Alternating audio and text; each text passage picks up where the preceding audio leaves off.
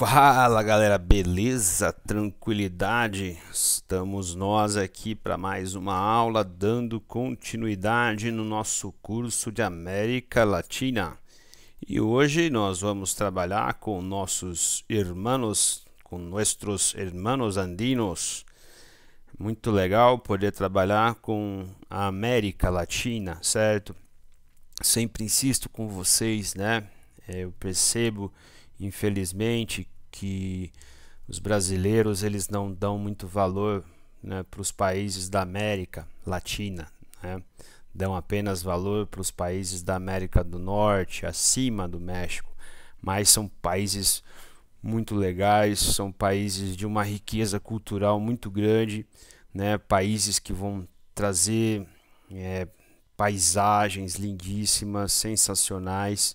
Então, acredito que devemos valorizar sim a América Latina, valorizar nossos vizinhos e a língua espanhola, certo? Assim como a nossa língua portuguesa. Então, sem mais delongas, prometo tentar ser um pouco mais sintético e rápido, porque, né, temos bastante coisa para falar ao longo dessa aula, ok? Então, América Andina tem relação com os Andes, certo? Os países que são formados, né, que são tocados pela Cordilheira dos Andes. Percebo que eu coloquei um asterisco. O que significa esse asterisco, né?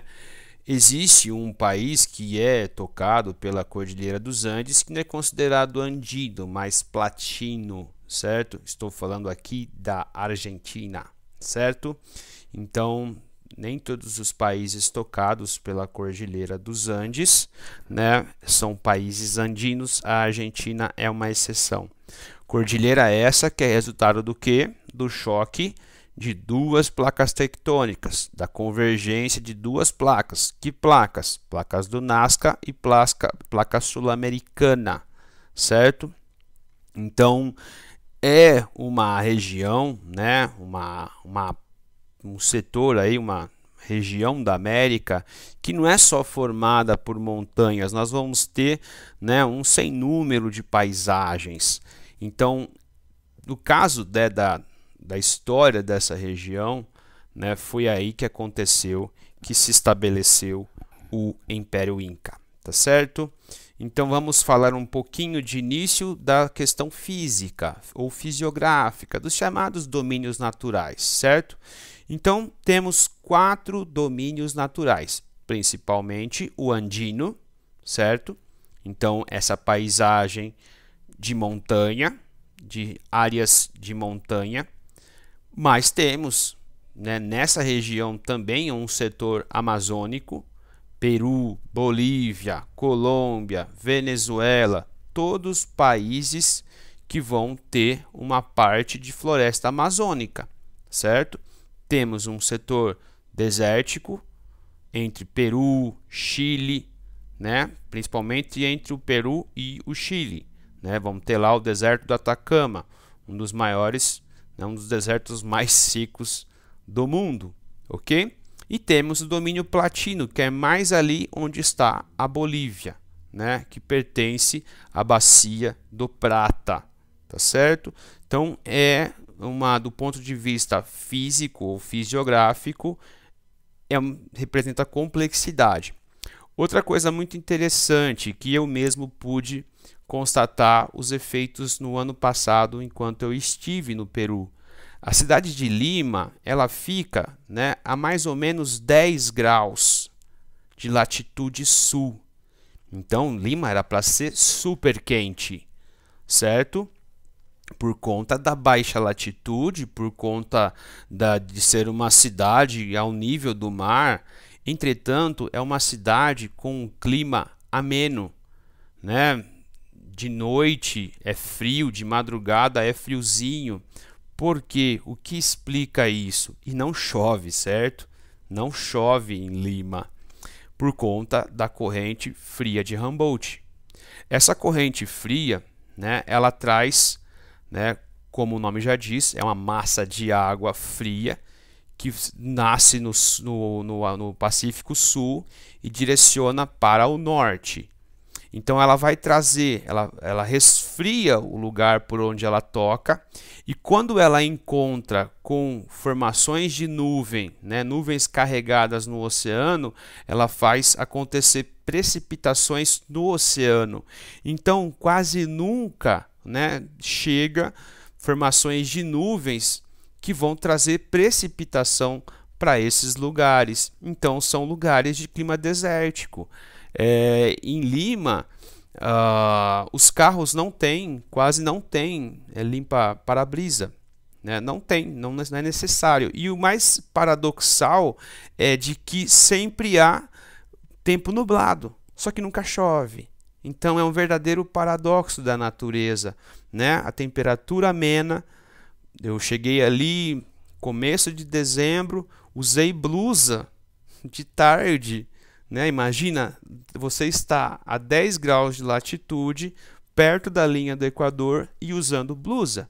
Então é sensacional você ter essa sensação a partir desse contato com a natureza, né? E observar ali o mar, né? O mar, o Pacífico, geladérrimo, ok? Pouca gente ali ousando, né, tomar banho de mar. Então, quanto às partes, né, ou regiões, os Andes setentrionais ou úmidos, mais ao norte, né, como o nome já diz, ele é setentrional, é sinônimo de norte. Os Andes centrais ou mais secos, e aí vamos ter o Peru, a Bolívia e o norte do Chile, principalmente, e os Andes meridionais ou frios, que está a parte sul, né, dos Andes do Chile, ali com a fronteira com a Argentina, tá certo? Então isso está na apostila, dê uma boa olhada lá depois. Ok? Os aspectos econômicos, né? Em geral, uma população bastante descendente ali da população autóctone, né, e miscigenada. Então vamos ter, né, em geral, uma população miscigenada, mestiça, né, uma população pequena branca europeia, tá certo? E mais, assim, com exceções, né? Como a gente vai ver, por exemplo, no caso, bem que a Argentina não é andina, né? A Argentina é platina. As grandes exceções da América do Sul são Uruguai e Argentina, né? Que vão ter mais população branca, né? Descendente de espanhóis e no caso dos italianos. No caso do Chile, né, a população também é majoritariamente mestiça. Uma região, né, que vai ter ali fortemente a pobreza como marca, e que no ano passado vimos, né, boa parte desses países, a população de boa parte desses países saindo às ruas, né, para manifestar a sua indignação com relação à pobreza, desigualdade de oportunidades, políticas implementadas no passado, como, né, no caso do Chile, um verdadeiro laboratório do neoliberalismo. Então, o Chile é um país que não tem previdência pública, só previdência privada, uma previdência que não chega a custear 30%, 40% das necessidades mais básicas das pessoas. É um país em que o Estado quase não oferece nada de serviço, certo? Então é um Estado que foi completamente transformado, né, dentro dos padrões neoliberais, né, com assim o mercado trazendo todos os serviços. Então, muito do que algumas pessoas desejam aqui no Brasil, né? Muitos do que desejam, certo? Então, temos que ter muito cuidado com essa ausência quase que total do Estado no atendimento aos serviços para a população.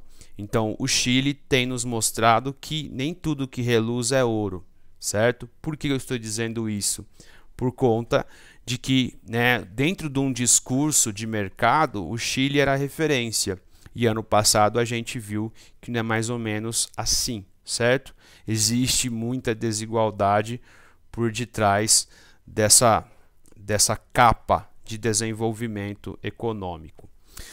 Nos aspectos econômicos, né, assim, né, como é regra geral, essas nações andinas, elas são principalmente economias primário exportadoras. Então, já falamos disso em aulas passadas, né, na primeira aula. Então, isso é uma herança colonial, certo? A estruturação dessas economias foi feita dentro de uma divisão internacional do trabalho em que essas nações, essas colônias, depois países, atenderiam a uma demanda do norte, a uma demanda metropolitana, a uma demanda dos países industrializados por matérias-primas e recursos energéticos.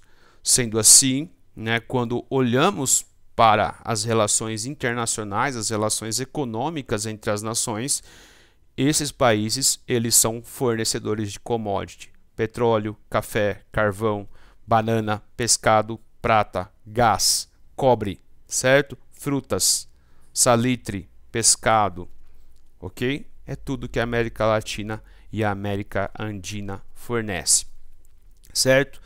Fazendo aqui uma breve ou brevíssima digressão pelos países andinos, né? Vamos aí, né, falar mais um pouquinho do Chile. Né, no começo da pandemia, fiz até, quem tiver interesse, eu fiz uma live, né, contando até com a participação de um amigo chileno, que eu vivi com ele numa república em 2016. Conversamos, quem se interessar pode dar uma olhadinha. Falamos sobre todas as manifestações ocorridas o ano passado na América Latina. Então, o Chile é uma das democracias mais consolidadas da América do Sul. Isso é fato, ok? A atuação política chilena é muito forte, né? Apesar de ter vivido uma das piores ditaduras da América, certo? A ditadura do general Pinochet, que no dia 11 de setembro lá de 71, 72, né, afastou o presidente democraticamente eleito Salvador Allende e implantou a ditadura, né, do exército chileno para governar a nação até os anos 80. Então, como eu disse, foi essa ditadura que fez o Chile o principal laboratório do neoliberalismo na região. Então, assim como o nosso Paulo Guedes é um Chicago Boy, né, os chilenos também tiveram os seus Chicago Boys, certo? Jovens estudantes, jovens mentes que foram estudar na Universidade de Chicago, que é marcada aí pela forte presença do neoliberalismo econômico como uma matriz econômica de referência, certo? Então, reflexo disso também que o Chile é um dos países mais abertos do mundo, ok? Então, o Chile, salvo engano, é o país que mais tem acordos bilaterais de livre comércio. O Chile pertence ao Mercosul como um membro associado, não como um membro pleno. E o Chile tem acordo de livre comércio com boa parte dos países aqui da América do Sul, certo? Então, é um país liberal, mas que tem passado aí por os seus problemas relacionados a heranças desse tipo de política, ou os efeitos dessas políticas ao longo aí dos últimos anos, ok? Das últimas décadas. Quanto ao Peru, né, país que eu tive a sorte e a riqueza de poder visitar o ano passado, um país de muita desigualdade, gente, né? O país é um país, bom, assim como boa parte dos países, né, sul-americanos.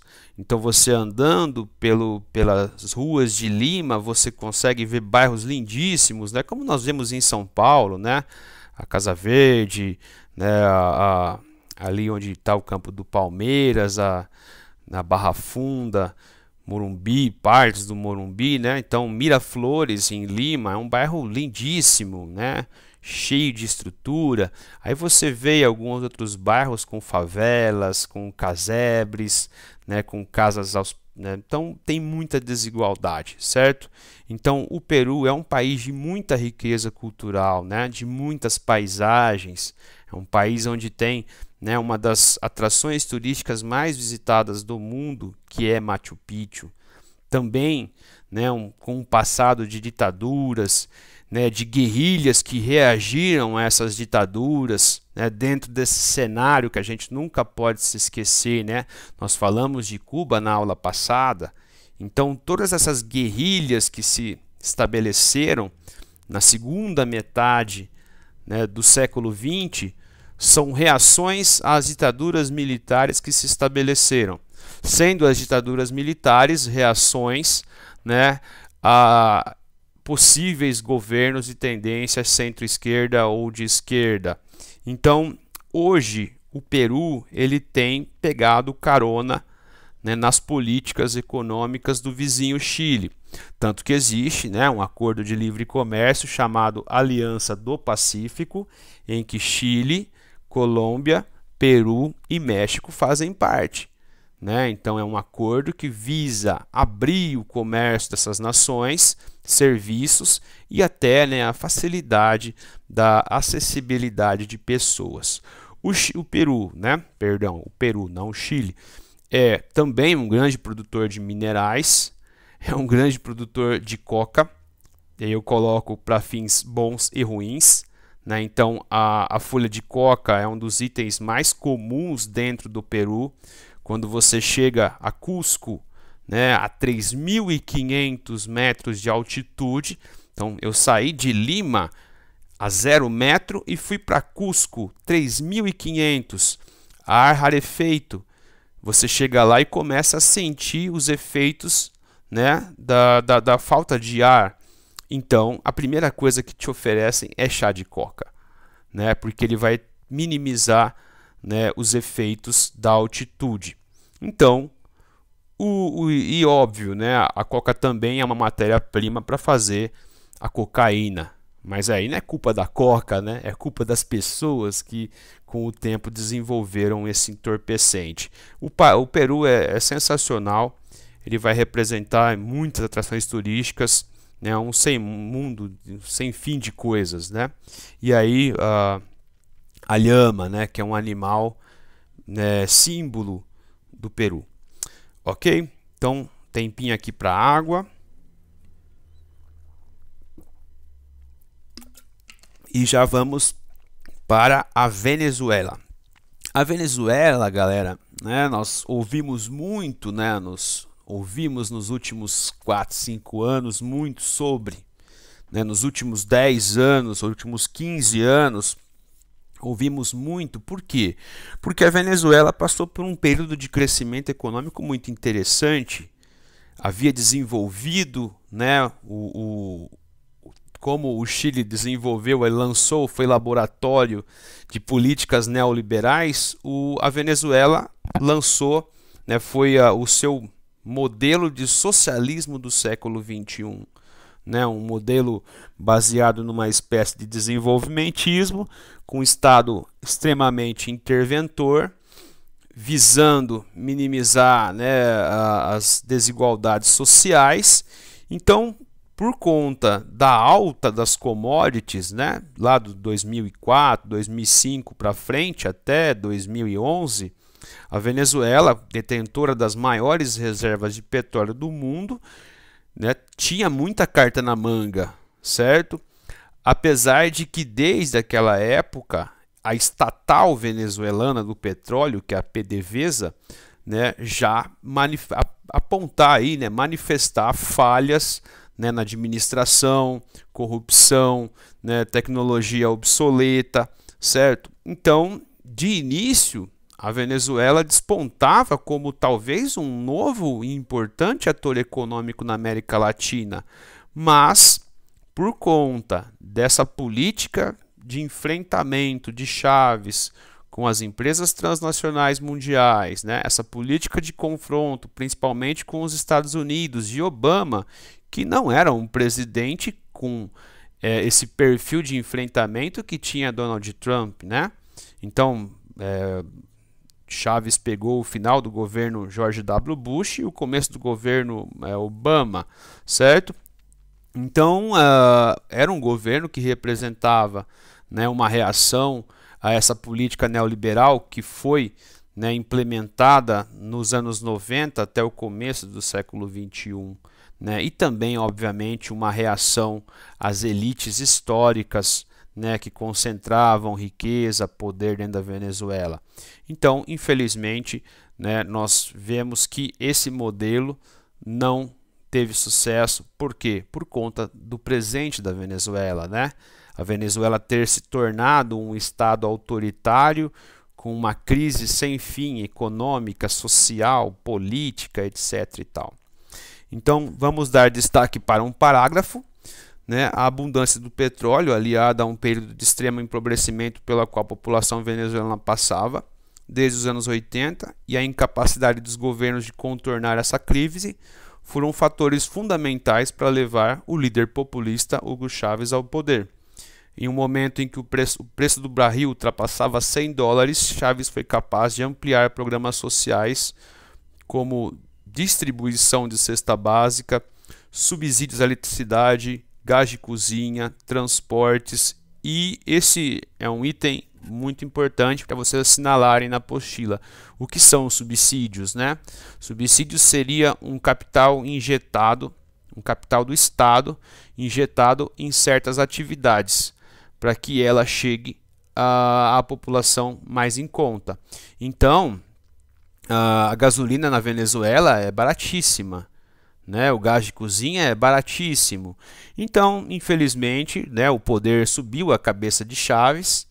Ele se transformou num populista, ele já era, mas ele amadureceu definitivamente como um populista, uma figura extremamente autoritária, e desde então, né, e principalmente o seu sucessor, Maduro, sem nenhuma competência, nenhuma habilidade política para governar, tem levado a Venezuela para a bancarrota, certo? Por conta desse excesso de intervenção do Estado na economia, por conta dessa política de enfrentamento, como aconteceu desde então.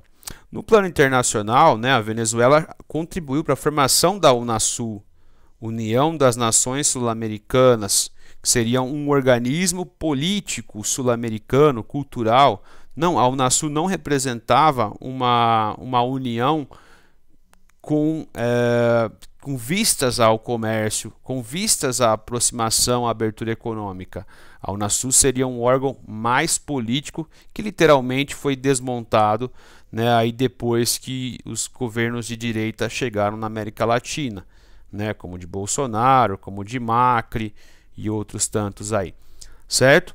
Então, ela vai se aproximar de nações consideradas por existe um autor sérvio, mas que dá aulas nos Estados Unidos, chamado Milanovic, né, e ele chama Rússia, China, Venezuela de praticantes de um capitalismo de Estado, né, nações autoritárias. Então, nações em que o Estado controla o capitalismo, certo? Pratica o capitalismo, mas, né, com empresas estatais, aquela coisa toda. Então, também, como nós falamos em aulas passadas, né, se aproximou muito de Cuba. Enquanto existiu dinheiro, né, houve uma boa cooperação. A crise, então, fez com que muitas empresas fugissem de Cuba, fechassem suas portas. Os subsídios, né, para assistencialismo têm esgotado os recursos do Estado. Então falta alimento, tirando o petróleo, não se produz quase nada na Venezuela atualmente. Então, por conta disso, uma inflação, né? Então, e o Estado continua ainda subsidiando produtos para os mais pobres. Então, falta alimentos, existe alta inflação e desde 2015 existe crise política, econômica e social, né? Então, com isso, nós temos uma queda no PIB assustadora. Muitas empresas que deixaram o país, 60 empresas deixaram o país, todas transnacionais, então percebam, né? As empresas transnacionais demandam condições boas para a manutenção das suas empresas, certo? A moeda desvalorizou, uma dívida externa cada vez maior, e essa PDVSA, imagina-se que boa parte dela já é de domínio russo e chinês, certo? O preço das coisas, dos alimentos mais básicos subindo assustadoramente. E medidas de isolamento. Então a Venezuela tem sido isolada dentro da América Latina, certo? Então ela foi suspensa do Mercosul, suspensa da OEA, embargada pelos Estados Unidos, pela União Europeia, certo? E com muitas pessoas saindo do país. Então nós temos uma verdadeira diáspora de venezuelanos pelo mundo. Em 2017 já eram 600 mil venezuelanos, né, na Colômbia. Acho que ano passado já bateu 1 milhão de pessoas, certo? Também no Peru, muitas pessoas. Então aqui mais uma imagem que mostra isso. Aqui, ó, já passou de 1,5 milhão de venezuelanos, né, na Colômbia, que é o vizinho. No Peru, outro país que recebeu muita gente, porque a economia peruana está crescendo, né? Ou crescia, né? Agora com a pandemia a coisa ficou complicada. Então já quase 1 milhão de pessoas. Então a população venezuelana fora da Venezuela hoje ela é muito grande. No Brasil vieram poucos, certo? Então o Brasil não recebeu tantas pessoas como muitos imaginam, ok? Já estamos caminhando para a conclusão, ok? Colômbia, só faltando Colômbia e Bolívia. A Colômbia, eu costumo dizer que ela é muito parecida com o Brasil, certo? Então, a Colômbia vai ter paisagens parecidas com o Brasil, vai ter uma população parecida com a do Brasil, né? Existe população nativa, existe população negra, população mulata. O colombiano ama a música, ama o futebol, né? Então a sua população, muita população pobre, carente, né? Presença de cidades em morros, né? Como Medellín. Então narcotráfico, certo? Então eu costumo dizer que a Colômbia é uma pequena Brasil, certo? E no caso do colombiano, nós temos um estereótipo muito forte que recai sobre o país. Que estereótipo seria esse? Que seria o lar das drogas. Que na Colômbia só existe narcotraficante e só existe droga. Só existe venda de droga, só existe produção de droga. E isso é um tremendo erro que muita gente incorre, certo? A Colômbia é uma das nações que mais tem apresentado crescimento econômico nos últimos tempos. A Colômbia, né, diminuiu muito a sua violência. Lógico, a Colômbia ainda é um país pobre, com muita pobreza, só que, né, há um sentimento maior de segurança, apesar de ter ainda narcotraficantes. Né? A economia colombiana ela se insere no mundo de maneira muito forte. A Colômbia tem uma parceria com os Estados Unidos antiga já, política, econômica, etc. e tal, ok? No quesito turismo, a Colômbia cada vez mais recebe mais pessoas, né, nas suas áreas de montanha, nas suas áreas de praia, ok? Na sua área cultural.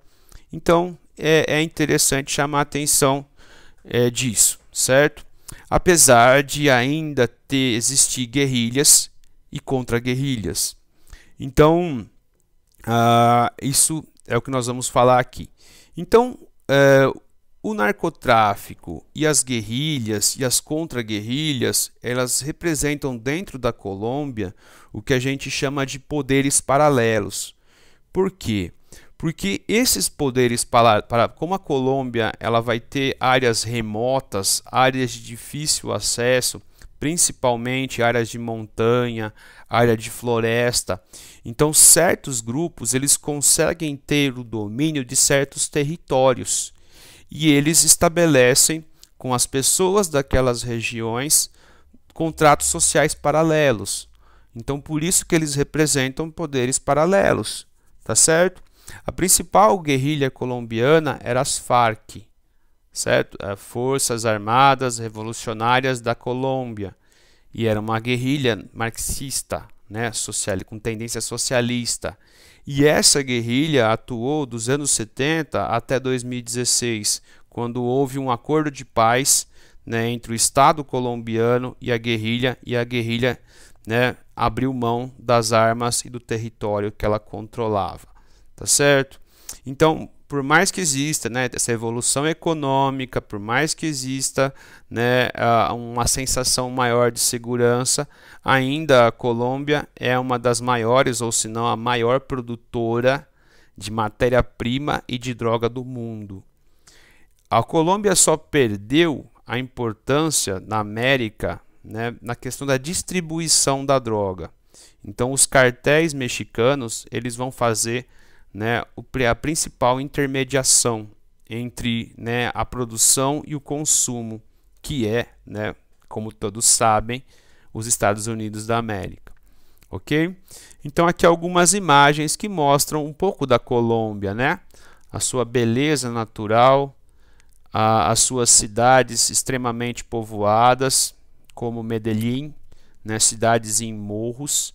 O principal produto legal da Colômbia, que é o café, famosíssimo, patrocina Roland Garros, por exemplo. E aqui a questão de como a cocaína flui pelo mundo ocidental, né? Saindo da Colômbia, da Venezuela, do Peru, e indo principalmente para os Estados Unidos e a Europa ocidental. Fechando, enfim, nossa aula, caminhando para a conclusão, na parte final da nossa aula, falando da Bolívia. Então, a Bolívia, ela é considerada pela apostila o país mais pobre e subdesenvolvido da América do Sul.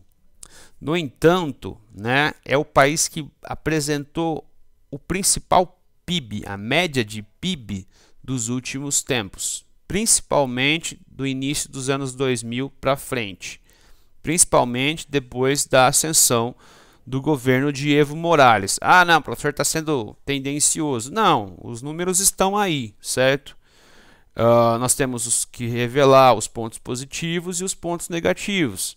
Os pontos positivos foi que há sim uma nítida melhora na qualidade de vida e na economia boliviana. O ponto negativo é que o Morales também se insere dentro desses populistas de esquerda, né? Uma personalidade que quer encarnar o Estado na pessoa dele, né? O que quer ter superpoderes, que quer se manter no poder ad eterno. Então, lógico, temos que, né, colocar todos os pingos nos is. E esse crescimento boliviano, então atenção a isso, que é importante porque tem relação com o Brasil, ele está muito atrelado a certos recursos minerais energéticos como o gás, o estanho e o lítio, certo? Então são três itens importantíssimos dentro da economia dos países: o gás, o estanho e o lítio. O lítio ele é usado, né, como matéria-prima para bateria de celular. Então, né, a gente sabe que celular é uma coisa, né, que está aí, dominando, então necessita dessa matéria-prima. Veja aqui, né, algumas imagens que tentam aí trazer reforço para aquela minha argumentação. O PIB da Bolívia entre 80 e 2019. Nos anos 80, terríveis, né? Aí depois uma ascensão, né, a partir dos anos 90, com oscilações. E aqui, ó, né, o ano de 2005, 2006 é o ano que o Morales chega ao poder. Então percebam, né, que há sempre um crescimento maior do que 3%. 2012, 2013 chegando a 6, quase 7%. Veja aqui nessa imagem que em 2017 a Bolívia foi, junto com o Paraguai, o PIB mais alto. 2018, junto com o Paraguai também, o PIB mais alto. Então percebam que também o Paraguai tem apresentado um crescimento interessante, né? Algumas peculiaridades da Bolívia. Aí nós vamos ver a questão do gás, já já eu falo. A Bolívia, ela tem uma dificuldade geográfica, né? Ele é um país mediterrâneo e ela está tentando com o Chile uma negociação, uma saída para o mar, né? Tentar um acordo com o Chile para uma saída do mar. Então, ele é um país fechado, é um país em si mesmado. E isso traz dificuldades para comércio internacional fora do continente, tá certo? São duas regiões, basicamente na Bolívia, uma mais alta e outra mais baixa, né? A Bolívia vai ter um dos maiores lagos do mundo, que é o Titicaca, e uma das maiores reservas de sal. Ok? A Bolívia existe marinha e essa marinha ela está localizada no Lago Titicaca. É contraditório, né? Se é um país mediterrâneo. A figura do Morales, né? Então foi o primeiro presidente do país oriundo das populações tradicionais. Ele chegou ao poder em 2006 e tem uma relação direta com o nosso país aí, que seria quando Morales chega ao poder, ele chega ao poder com a promessa de estatizar a empresa de gás. E adivinha qual era a empresa que detinha, né, a licença para a exploração de gás na Bolívia? A Petrobras. E a Petrobras, na época, já era gerida por uma pessoa indicada pelo PT. Então, o governo do Morales, um governo de centro-esquerda, assim como era um governo de centro-esquerda aqui no Brasil. Houve uma negociação, a Petrobras assumiu, né, a perda, ok? Né, foi objeto de muita crítica do presidente Lula, né, mas sempre houve a continuidade da oferta. Então existem aí, né, parcerias entre a Petrobras e a empresa de gás, né? Existem companhias mistas e existe, né, a parceria da Petrobras com essa empresa boliviana de gás, mas, né, óbvio, representou perdas para a Petrobras em matéria de ativos, em matéria de detenção de propriedade, né, fora do país, tá certo? Então esse gás ele tem sido usado sim, né? Os recursos oriundos desse gás, que a Bolívia possui muito gás, então tem sido usado pelo Estado para trazer políticas públicas amenizando, né, investindo em educação e amenizando as condições de vida dos mais pobres na Bolívia. E, né, o ano passado, dentro daquele cenário que eu estou comentando a respeito do Chile, a Bolívia também, né, representou um lugar de manifestações plurais, porque a manifestação ela se deu contra a manutenção de Morales no poder, mas também aqui, né, de grupos que não estão dentro de uma polarização, mas também, né, apresentou aí setores mais conservadores ou reacionários, né, então que culminou aí no afastamento do Morales, e por conta da pandemia nós não tivemos ainda uma eleição para legitimamente substituí-lo, certo? Então a Bolívia tem um passado de muitos golpes civis militares, né? Então bastante também polêmico na segunda metade do século XX. Essa imagem é muito importante, tá? A Bolívia ela tem gasodutos com quase todos os países da América do Sul. Então veja, né? Existe um gasoduto saindo de Santa Cruz de la Sierra e chegando até o nosso estado, passa por Araraquara, tá certo? Então bastante interessante chamar atenção para isso. E também aqui, ó, passando por Chile, Argentina, Paraguai, até chegando ao Uruguai e ao sul aqui, né? Então toda uma rede de gasoduto que sai, né, da base aqui dessa empresa boliviana em Santa Cruz de la Sierra. Concluindo, enfim, né, nossa aula, muitos dos países aqui apresentados estiveram dentro desse turbilhão de protestos e revoltas do ano passado. Então, recomendo de novo, né, que aqueles que se interessarem pelo assunto procurem aí no meu canal uma live que eu fiz trabalhando particularmente com esses assuntos né, relacionados a essas manifestações sociopolíticas do ano passado, tá certo? Então, essas pessoas em geral saíram para as ruas para manifestar a sua indignação perante governos ineficientes, dificuldades de ascensão e manutenção social, né, pobreza. Então, são temas, né, típicos da América Latina, né, típicos com desigualdade, típicos, né, de pobreza, de corrupção, política, etc. e tal. Valeu, galera. Peço desculpas por me alongar, a aula quase 40 minutos. Vocês devem estar com muita raiva de mim, mas eu creio que é importante vocês, né, terem noção dessas coisas. Valeu, um abração e até mais.